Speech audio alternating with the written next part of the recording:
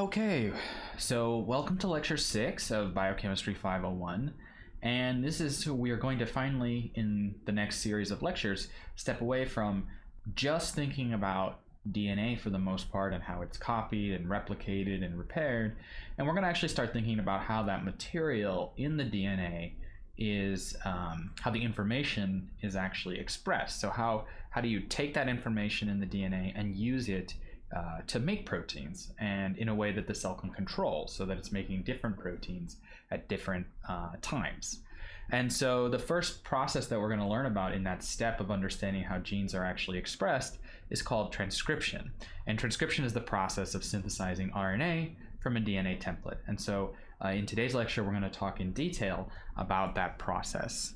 And so just to remember where we're at so far, we're now about halfway through the course, and we've learned a ton about our genome and DNA. We learned about the structure of DNA and nucleic acids more generally, and we learned about how that DNA is packaged into chromosomes, these big units that can be supercoiled and have chromatin and compacted down.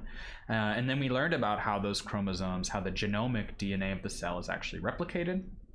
We learned how that DNA can be damaged by chemicals, or how mistakes can happen during polymerization. And then we learned about the different pathways that exist for the cell to fix the damaged DNA. So we talked about very specific repair pathways like base excision, nucleotide excision. And then we also learned about in the last lecture how large chunks of DNA could actually be used for repair or even rearranged through a process called homologous recombination. But of course, remember that what this genome is, it's not just some object that we want to marvel in its B-form beauty. The point of the genome is that it contains genes that code for protein, right? And so in order to make use of the genome, we need to use the information that is stored in the DNA somehow. And remember, we talked about the central dogma kind of in Lecture 0, which is kind of the focus of this course. And rather than try to use the information of DNA directly, like you could imagine that you have things assemble on the DNA and they try to make proteins or things like that. That's not a very safe way to handle things. And so instead, the cell is going to actually transcribe individual portions of the genome. It's going to transcribe that DNA into an RNA intermediate using the DNA as a template for that synthesis. And the resulting RNAs can be what are called coding RNAs, and those are what are going to actually be used to template protein synthesis. And that's the main type of RNA we're going to discuss, is RNAs that encode a protein. But the RNAs that are produced can also encode what are called non-coding RNAs, and these are RNAs that may have a structural role or a catalytic role for other biological processes inside the cell, besides simply encoding the sequence of a protein. And we'll learn a lot more about those when we talk about translation later on. But for now, in the next several lectures, you're going to learn about transcription, which is the process by which RNA is synthesized from DNA and how that process is regulated to control gene expression. And so for today's lecture, we're going to be focusing mostly on the transcriptional process itself. So not the regulation so much as thinking about the machine and the chemistry that's happening during transcription. And the key takeaways for this lecture are up here, but the main idea is we're going to learn about how DNA sequences are transcribed into RNA by RNA polymerase, okay? So that's what we're going to be learning about in today's lecture.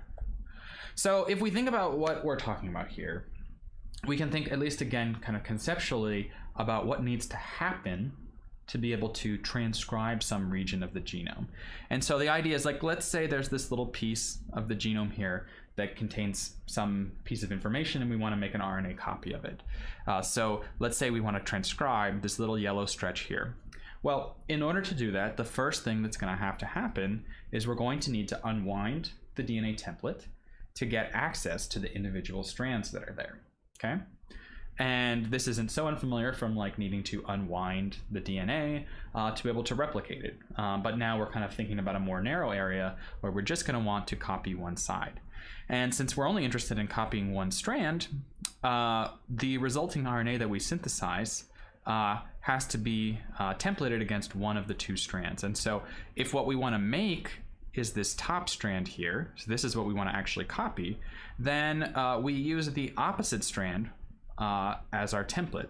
That way, as we synthesize it, everywhere where there's an A in the coding strand, there's an A in the RNA, same thing with a G and a C, and of course anywhere where there was a T in the coding strand, there's now a uracil instead.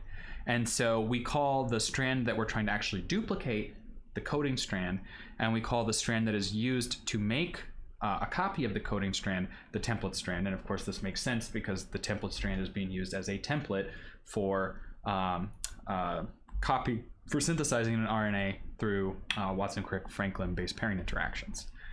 Okay, so this is kind of like what has to happen, and it turns out that the machine that's going to be responsible for doing this is called RNA polymerase. And so RNA polymerase is the enzyme, it's the molecular machine that is responsible for catalyzing RNA synthesis from DNA templates.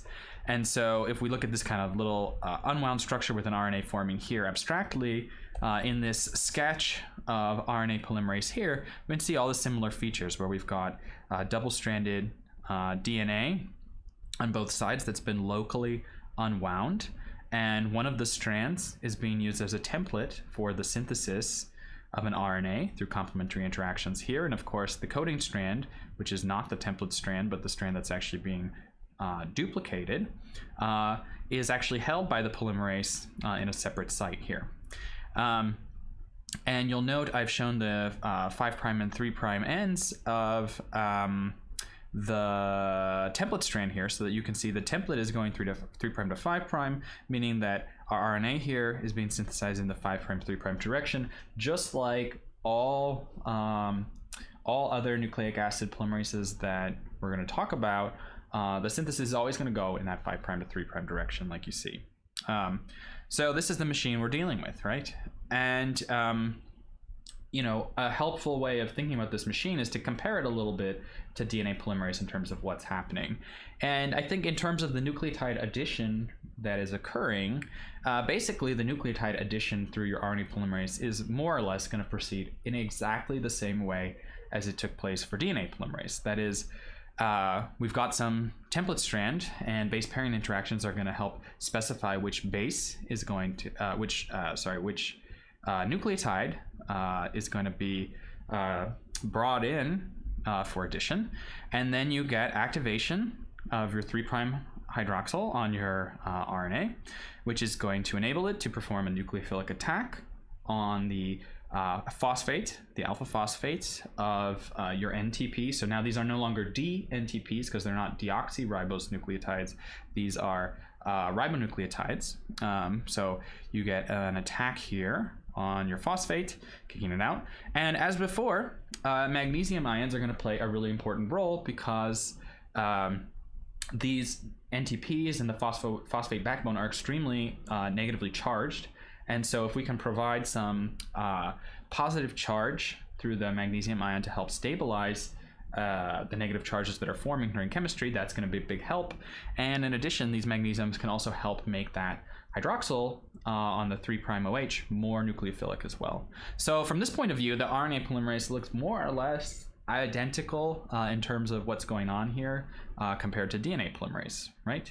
But there are important distinctions between RNA polymerase and DNA polymerase beyond simply the fact that RNA polymerase is making an RNA.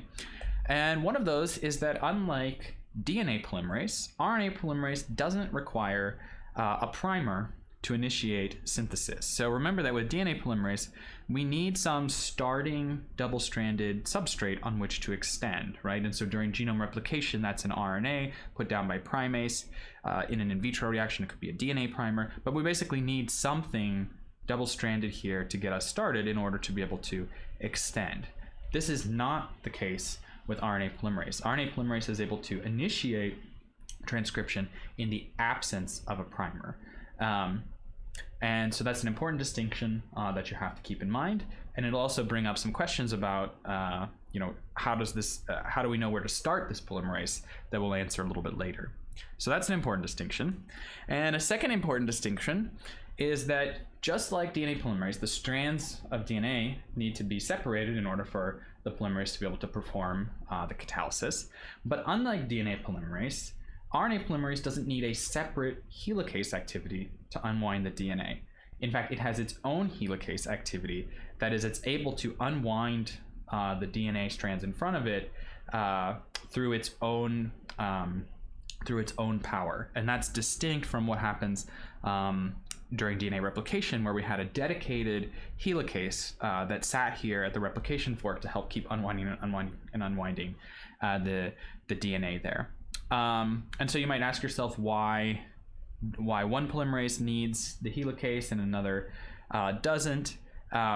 One explanation that's often given is that in the case of the DNA replication, you're really unwinding these strands substantially, and they're not being allowed to rewind right behind. So you really need kind of a dedicated activity to really just start pulling these strands apart forever. Whereas in the case of the RNA polymerase, most of your unwinding is restricted to this little bubble. And so kind of every time a little bit more in the front starts to get unwound, it kind of rewinds here in the back. And so by kind of restricting kind of the bubble generating activity of this polymerase to be very local, the power of polymerizing, the power of doing the 5' 3' polymerization itself is actually sufficient to allow RNA polymerase to unwind here. But those are also, these are actually still some debated issues in the field. So the main thing to know is that RNA polymerase doesn't need a separate helicase for its activity. Now, another interesting distinction between RNA polymerase and DNA polymerase is that, unlike DNA polymerase, RNA polymerase does not have a separate exonuclease site that it can use to proofread the mistakes it makes. So you might remember from the DNA lectures, and if you don't remember, I recommend you go back and take a look. But the 3' end of our growing DNA strand in a DNA polymerase can kind of flip-flop back and forth between the polymerase site, where DNTPs are added to the polymerase, to an exonuclease site, where there is this 3' to 5' exonuclease activity that can start to chew back on nucleotides that were added. And so if the wrong nucleotide is added to DNA polymerase, this strand can translocate to the exonuclease site and be cleaved. Now, RNA polymerase does not have a separate 3' to 5' exonuclease activity, okay? It only has the one active site that's used for polymerization. And so traditionally, people have said that RNA polymerase lacks a proofreading activity. However, I did want to clarify that idea a little bit, because there's been more evidence over the last decades that RNA polymerase can correct some of its mistakes using the same active site it had before. And that's because RNA polymerase, while not having a separate 3' to 5' exonuclease site, if the incorrect nucleotide is added to the growing strand, extension can become difficult. And so sometimes the polymerase will actually kind of backtrack along the strand. So instead of moving forward here, the polymerase kind of slips back, okay? And if that were to happen, then a portion of your RNA, your 3' end, would actually be kind of ahead of where the active site is inside the polymerase. And what's really interesting is that when the enzyme is in the backed up state, the same active site that's used for polymerization can now actually act as a nuclease that can cleave the growing RNA strand. And if that cleavage occurs, then you can discard some of the sequence that's ahead of you and start over. And so this is similar in outcome to what happens with DNA polymerase, but it's different in implementation in that there's no dedicated 3' to 5' exonuclease site. You have a same site that can act either as a polymerase in this catalytic phosphoryl transfer mode here, or as a nuclease in terms of this backed up proofreading state that you see here. And so I just wanted to bring that to your attention as another kind of interesting distinction in these molecules. And if you want to kind of think a little bit more about what might be going on structurally here, when the polymerase is in a polymerase mode, that is the 3' hydroxyl, that is the end of the growing RNA, sits nicely in the active site. It's very clear near those magnesium ions that we talked about, and it's in position for an NTP to come in here and get added very nicely and drive polymerization. But if the RNA ends up in this backtrack state, so say the wrong nucleotide was added and now the 3' end is past where those magnesium ions are, well, now your magnesium ions that are very good at making making OHs and things like that very nucleophilic, is now positioned over your phosphodiester bond in such a way that you can actually drive cleavage here. And so, it's kind of interesting that the same active site can be used in two different ways. So that's kind of an interesting distinction about RNA polymerase. And of course, this backtracking activity improves the accuracy of the RNA polymerase by giving it a second chance to correct misincorporation. Okay, so let's just sum up here our comparison of RNA polymerase to DNA polymerase. I think it's probably the best way to think about RNA polymerase. In both cases, DNA and RNA polymerase use DNA as a template. It's just that one of them is going to make DNA and one of them is going to make RNA. If you're DNA polymerase, then you need some sort of primer, some double-stranded stretch that you can extend off of, and that can be RNA or DNA. RNA is what we see during genomic replication. That's what's put down by primase. RNA polymerase doesn't need a primer. No primer required. It can initiate basically de novo as long as it can get onto that single-stranded stretch of DNA. DNA polymerase has a 3' to 5' exonuclease site that's distinct from the polymerase site. And RNA polymerase doesn't have that, but RNA polymerase can backtrack and cleave strands to do some sort of proofreading activity. And so if we think about the products of what we're talking about here, the DNA polymerase, it's making DNA from DNA with the effort of trying to replicate the entire genome for cell division, or to be responsible for the parts of the repair process to damage DNA. And with RNA polymerase, our goal here is to make an RNA from the DNA. And so we're going to transcribe a subset of the genome, not the whole thing. And only one strand at a time is going to be transcribed. So instead of making both copies, we're going to choose one strand to be coding and one strand to be template. And that's how we're going to proceed. So so that's what we need to know about RNA polymerase. And something that may occur to you here is if we think a little bit about this, well, RNA polymerase doesn't need a primer. But it still needs to know where it should start and which strand it should use as a template for synthesis, right? And so how does it know where it should start transcribing? And how does it know when it should stop? So how's it going to do that if all it wants to do is zip off and do polymerase activity? So in the next video, we will talk about the architecture of transcribable units in the genome and how promoter and terminator sequences provide these control signals for the polymerase, and that'll be really important. So I'll see you in the next video.